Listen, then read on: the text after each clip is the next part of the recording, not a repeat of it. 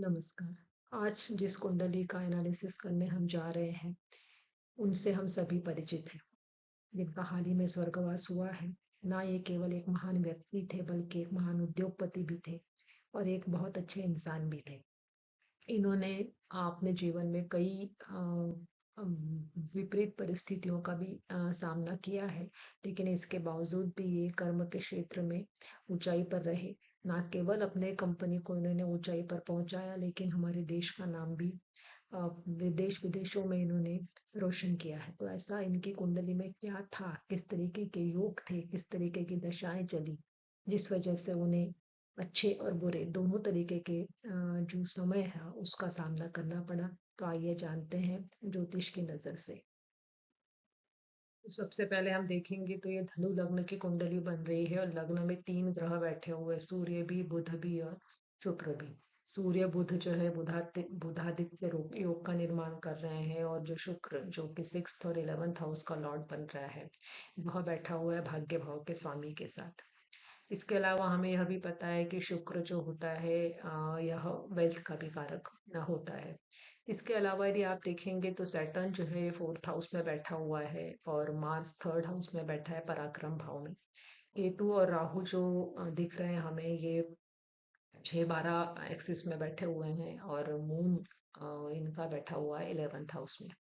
अब यदि एक दृष्टि हम डालेंगे तो लग्नेश जो है वो नीच का बैठा है जुपिटर, यह हमें दिख रहा है, लेकिन इसका नीच भंग हो रहा है क्योंकि राशि परिवर्तन योग बन रहा है सैटर्न के साथ में। लग्न में तीन प्लैनेट का बैठना ये अपने आप में यह दिखाता है कि व्यक्ति का व्यक्तित्व काफी प्रभावशाली होगा। इसके बाद जुपिटर जो है वह 2nd हाउस में बैठा है, और 2nd हाउस का वह कारक भी बनता है, तो यह भी बता रहा है कि व्यक्ति की जो वाणी होगी वह काफी ओजस्वी होगी, और वैसा था भी। अपने बोलने के प्रभाव से इन्होंने अपने कर्म क्षेत्र में काफी लोगों को जोड़ा है और उसमें उन्नति भी की है। इसके कालपुरुष की कुंडली को भी यदि हम देखते हैं तो चौथे भाव का जो कारक बनता है वह बनता है चंद्रमा। वह जो है वो अपने स्थान से 8वां बैठा हुआ है, ये हमको लग्न कुंडली में दिख रहा है। तो इससे भी समझ में आता है कि माता के सुख में इन्हें परेशानी आएगी, माता का सुख इन्हें नहीं मिलेगा। इसके बाद पिता के सुख की भी बात कर रहे हैं, तो पिता जिसको हम सूर्य से देखते हैं, और कुंडली के 9th हाउस का लॉर्ड बन के लग्न में बैठा हुआ है, लेकिन इसके ऊपर भी शनि की दृष्टि पड़ रही है, तो ये पिता के सुख में भी कमी को दिखाता है। इसके अलावा इनके कुंडली में एक योग और बन रहा था, वो था शत्रुहंता योग। तो आप देख लीजिए षष्टेश जो है ये लग्न में बैठा हुआ है, इसका मतलब ये हो गया कि व्यक्ति किसी भी चैलेंजेस से घबराने वाला नहीं है, डट के रहे। उसके बाद षष्ठ भाव के ऊपर सैटर्न की दृष्टि और मार्स की दृष्टि का पड़ना, यह अपने आप में बता रहा है कि व्यक्ति में जिद कितनी ज्यादा होगी, कितना ज्यादा उत्साह होगा अपनी किसी भी गोल को अचीव करने के लिए, क्योंकि मार्स एनर्जी को शो करता है और जो सैटर्न होता है वो कंसिस्टेंसी को शो करता है, हार्ड वर्क को शो करता है। तो इस वजह से इनके आगे बहुत सारी टॉप मोस्ट कंपनियां जो थी वो इनके अपोजिशन में आगे आई थी, लेकिन इनके इस योग की वजह से, इनके कर्मठता और इनकी मेहनत की वजह से वो सारी कंपनियों को इनके आगे सरेंडर करना पड़ा। ये सारी इंफॉर्मेशन जो बताई जा रही है, इसे आप गूगल पर भी सर्च करके देख सकते हैं कि क्या सच में ऐसा हुआ है। इसके बाद इसके ऊपर जुपिटर की भी दृष्टि पड़ रही थी 6th हाउस के ऊपर, और 6th हाउस में केतु बैठा हुआ था, तो केतु का 6th हाउस में रहना ही अपने आप में यह बताता है कि व्यक्ति के शत्रु जो होंगे वह अपने आप ही कटते चले जाएंगे, और जुपिटर उसके ऊपर अपना प्रभाव डाल रहा है। यद्यपि जुपिटर नीच का है, लेकिन वो लग्नेश है, तो लग्नेश होने की वजह से उसके बल में वृद्धि हुई, और उस वह जो व्यक्ति रहेगा वो चाहे जितनी विपरीत परिस्थिति आ जाए, चाहे जितने अपोजिशन उसके सामने खड़े हो जाए, वह डटा रहेगा और उन्हें हराने में सक्षम होता है, और ऐसा हुआ भी है। अब आइए जानते हैं कि इनके जीवन में जो घटनाएं घटित हुई थी उसके पीछे क्या कारण रहा होगा। तो इनका जो जन्म हुआ था 28 दिसंबर 1937 को हुआ था। एक अमीर परिवार में जन्म हुआ था।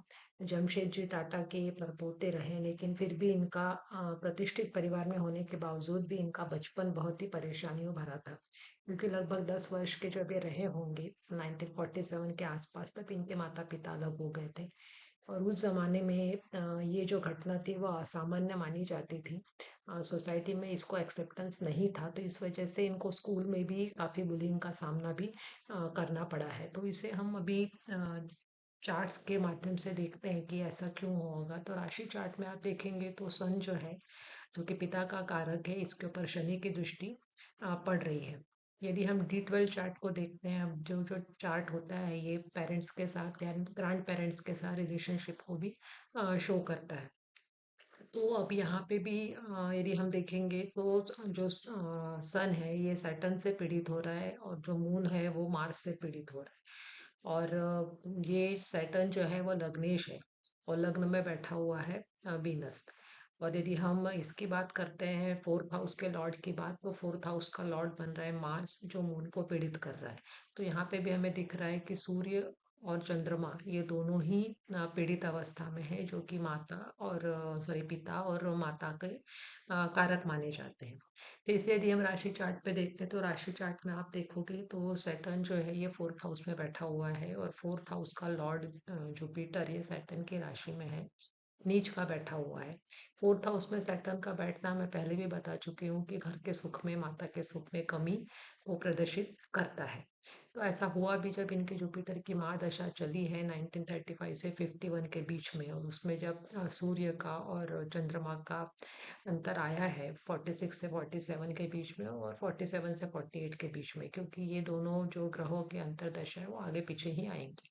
तो उस पीरियड में ही इनके माता पिता अलग हुए हैं, और इन्हें काफी परेशानियों का सामना करना पड़ा है। तो ये इस तरीके से भी हम इस चीज को समझ सकते हैं। और ये इसी चीज को यदि हम नवमांश पे जाके भी देख लेते हैं, क्योंकि जनरली हम मेन फोकस राशि चार्ट के ऊपर करते हैं, उसके बाद D9 चार्ट पे आते हैं, और बाद में हम वर्ग कुंडलियों का अध्ययन करना चाहिए कि यदि हमें और डीप में जाकर देखना है, या फिर हमें क्लैरिफिकेशन चाहिए है, वेरिफिकेशन चाहिए है कि ये जो बात हम राशि चार्ट बता रहा है क्या उसके पुष्टि बाकी वर्ग चार्ट कर रहे हैं, तब हमें जाना चाहिए। तो यदि हम नवमांश को भी देख रहे हैं, तो नवमांश में भी आप देखेंगे शनि वर्गोत्तम बैठा हुआ है, शुक्र यहाँ पर वर्गोत्तम बैठा हुआ है, चंद्रमा जो है वह राहु केतु एक्सिस में आ रहा है, जो माता के सुख में कमी को दिखा रहा है। शनि का फोर्थ हाउस में रहना अपने आप में माता के सुख में कमी को दिखा रहा है।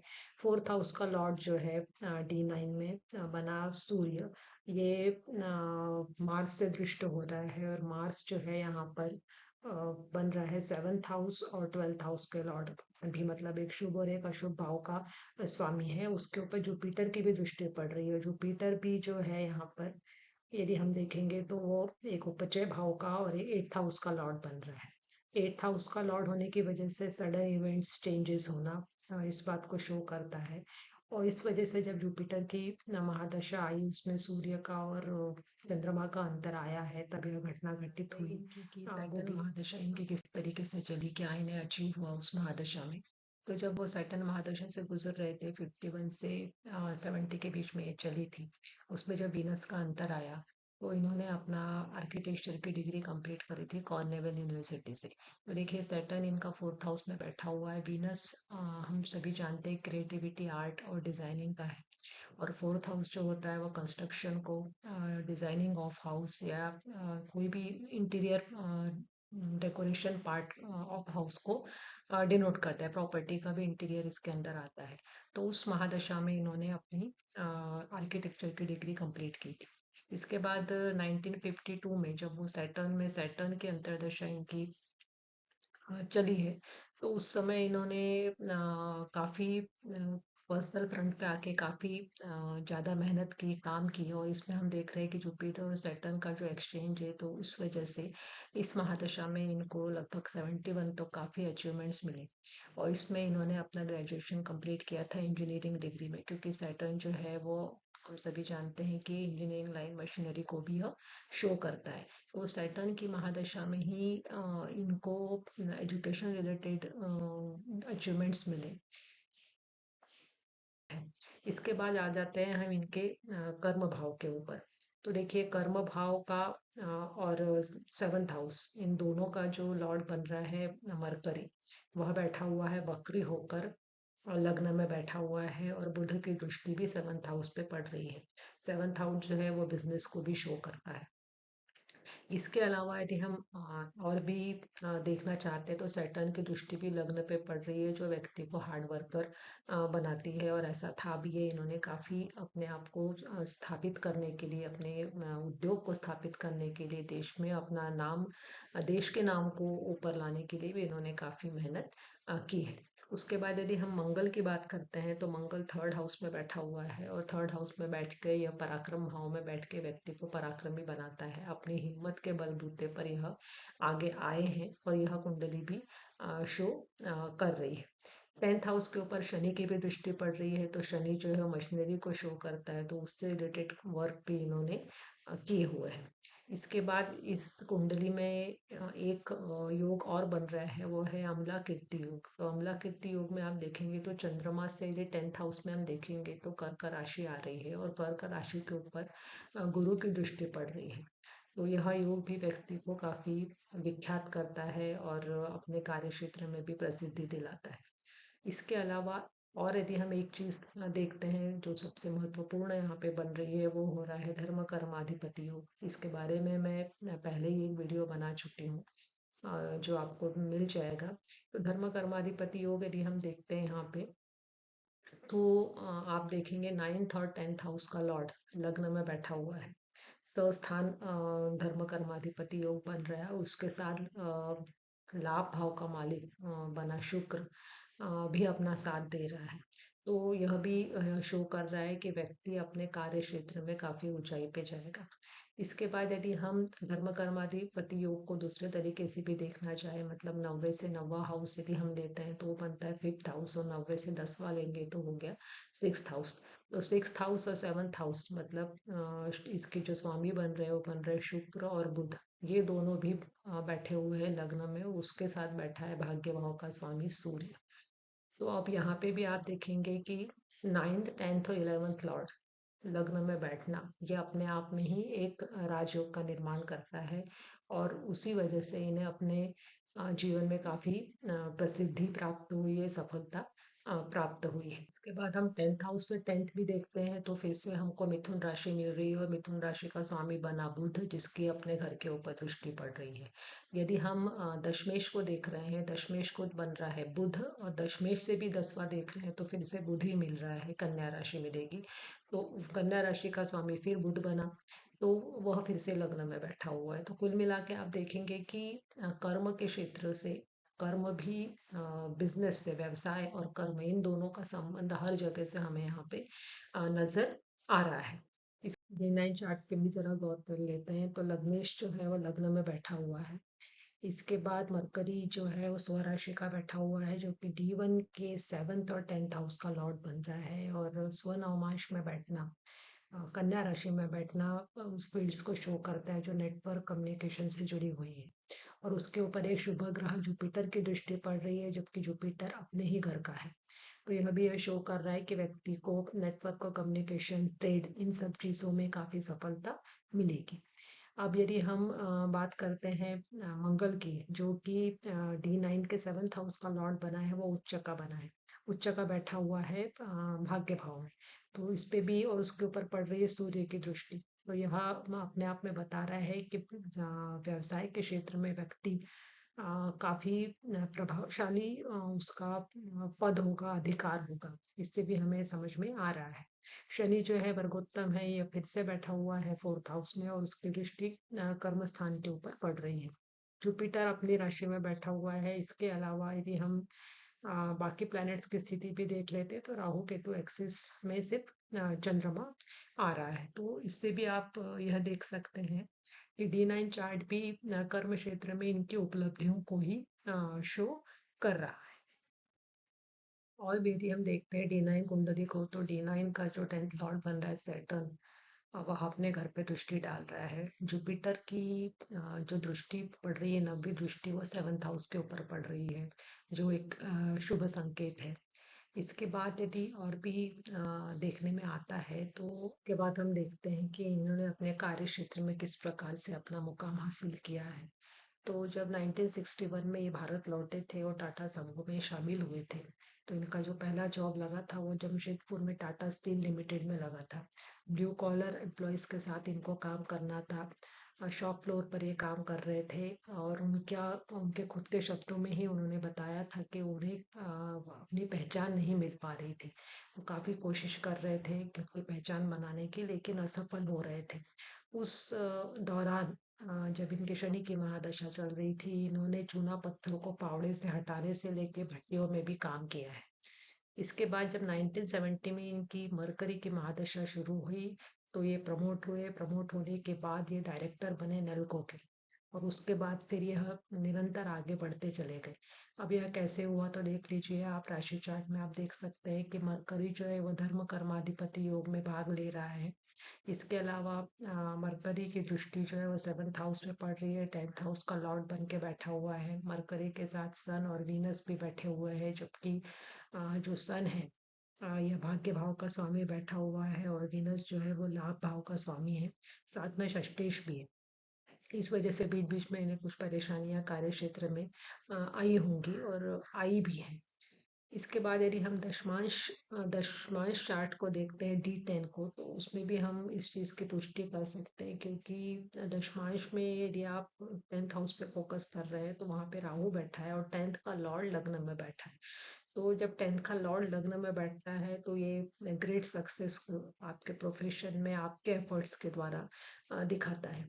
इसके बाद यदि हम मरकरी की पोजीशन देखते हैं, तो मरकरी यहाँ पर D10 में D10 के 7th लॉर्ड के साथ बैठा हुआ है, जो कि मून बन रहा है। वो साथ में बैठा हुआ है, यह लाभ भाव के मालिक के साथ भी बैठा है, 4th हाउस के लॉर्ड के साथ भी बैठा हुआ है। तो ये यहाँ पे भी ये स्थिति बन रही है कि इनका जो करियर होगा वो काफी अच्छा होगा, और इसके ऊपर जुपिटर का भी एस्पेक्ट हो रहा है, जो कि एक शुभ ग्रह है।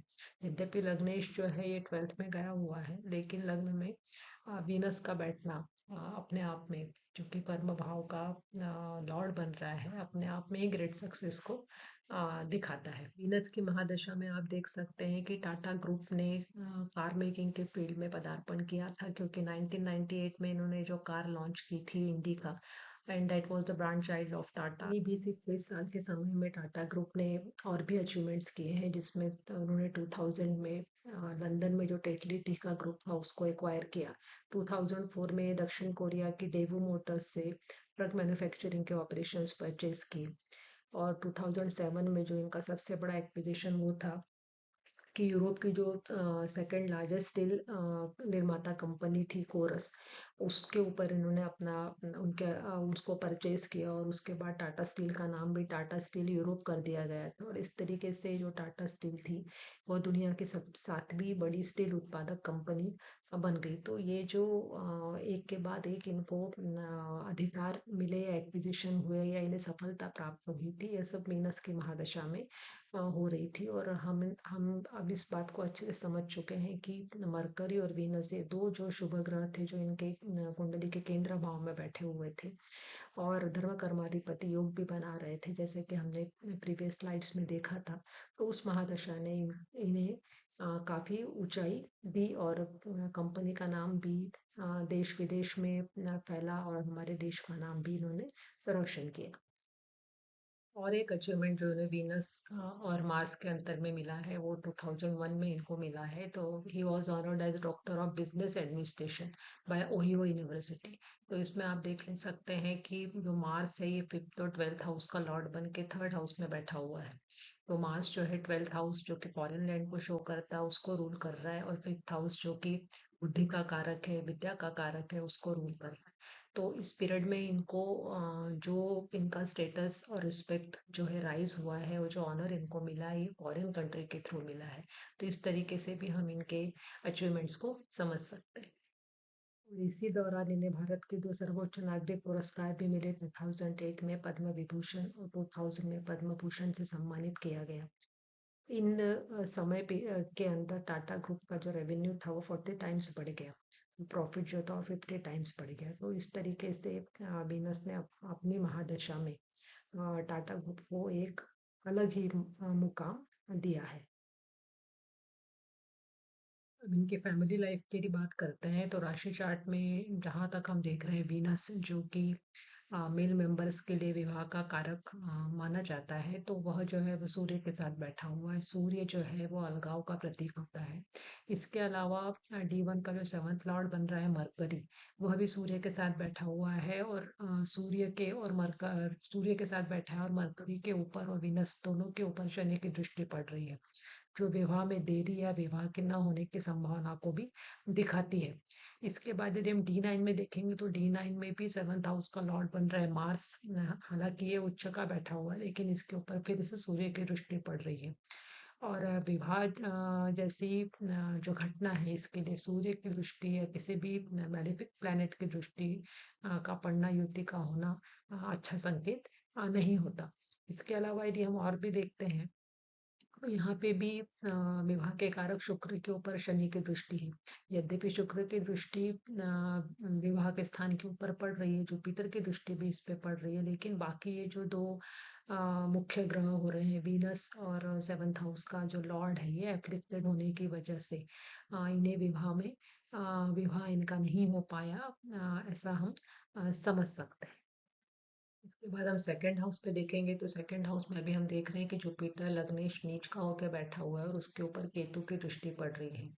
तो इस वजह से भी हम ये कह सकते हैं कि जो एक्सटेंडेड फैमिली होती है नेटिव की, उसमें कमी आएगी, क्योंकि केतु जो है वो कर्टेल करने का काम करता है। तो इससे भी ये क्लियर हो रहा है कि इनकी अपनी फैमिली होने की संभावना कम ही थी। नवमांश में जाके भी आप चेक करेंगे तो सेकंड हाउस का लॉर्ड बन रहा है वीनस। स्वगृही जरूर बैठा हुआ है, लेकिन उसके ऊपर भी शनि की दृष्टि पड़ रही है। तो इससे भी ये क्लियर हो रहा है कि अपना खुद की फैमिली इसमें डिले होना या उसकी फैमिली का एक्सटेंड ना हो पाना, यह भी नवमांश से भी इस बात की पुष्टि हो। इसके अलावा भी इन्होंने जो सोशल वेलफेयर के लिए काम किया है, उसमें सबसे बड़ा जो इनका योगदान रहा था वो था 26/11 के हमले में, जो मुंबई में हुए थे। उस समय ये उस ताज होटल के बाहर खड़े रहे, व्यक्तिगत रूप से इन्होंने कर्मचारियों की मदद करी, घायलों को अस्पताल पहुंचाना, उन सब की मदद जो इन्होंने उस समय आगे बढ़कर करी है, वो इनकी जनरसिटी को शो करता है। अब इनका जनरस ये किस तरीके से है, तो हम राशि कुंडली में देख सकते हैं कि इनका जो लग्नेश बन रहा है वो जुपिटर बन रहा है, और जुपिटर की दृष्टि जो है कर्म भाव के ऊपर भी पड़ रही है, और सैटर्न की दृष्टि लग्नेश के ऊपर पड़ रही है, और सैटर्न जो है वो सेवा को प्रदर्शित करता है।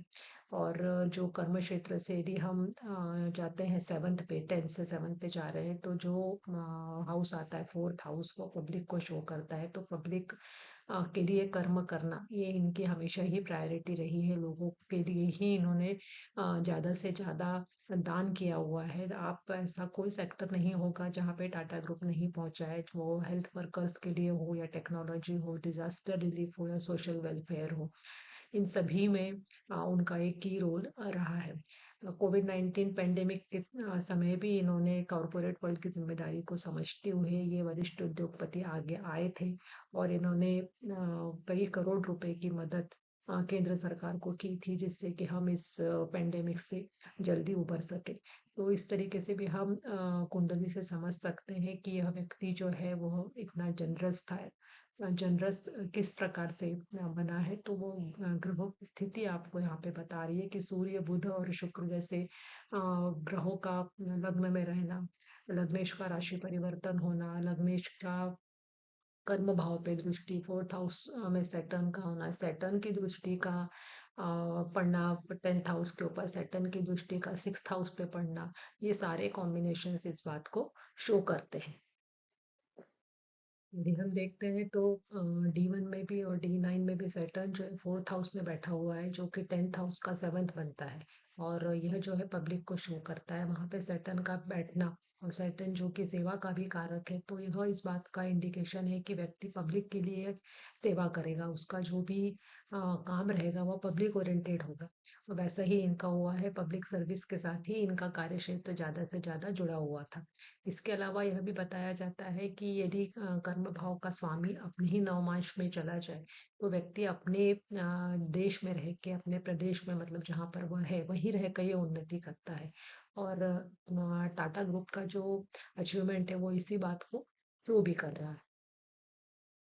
तो ये जो रतन जी टाटा की कुंडली हमने अभी डिस्कस करी है, इस के बहाने आपने काफ़ी कुछ चीज़ें सीखी होंगी, जैसे नीच भंगराज योग हुआ, राशि परिवर्तन योग हुआ, धर्म कर्माधिपति योग हुआ। इसके अलावा आपने नवांश चार्ट, D12 चार्ट और D10 चार्ट के बारे में भी जानकारी मैंने देने की कोशिश की है। तो मैं उम्मीद करती हूँ कि आपको यह बात अच्छे से भी समझ में आ गई होगी कि किसी भी कुंडली का एनालिसिस करने के लिए हमें कई सारे फैक्टर्स को ध्यान में रखने की ज़रूरत होती है। और मैं हमेशा यही कहती हूँ कि पहले आप जो राशि चार्ट है और चंद्र चार्ट है, मतलब राशि कुंडली और चंद्र कुंडली, इन दोनों का अच्छे से पहले उसे आप समझ लीजिए। जब आपको उसमें से रिजल्ट्स दिख रहे हैं तो उसको वेरीफाई करने के लिए फिर आप वर्ग चार्ट के ऊपर जाए। अन्यथा कई बार वर्ग चार्ट पे जाने के बाद मैंने देखा है कि लोगों के कंफ्यूजन्स ज़्यादा बढ़ जाते हैं। तो पहले राशि चार्ट के कंसेप्ट को अच्छे से समझिए, किसी उदाहरण कुंडली पे उसको लगा के देखिए और फिर धीरे धीरे आगे बढ़िए।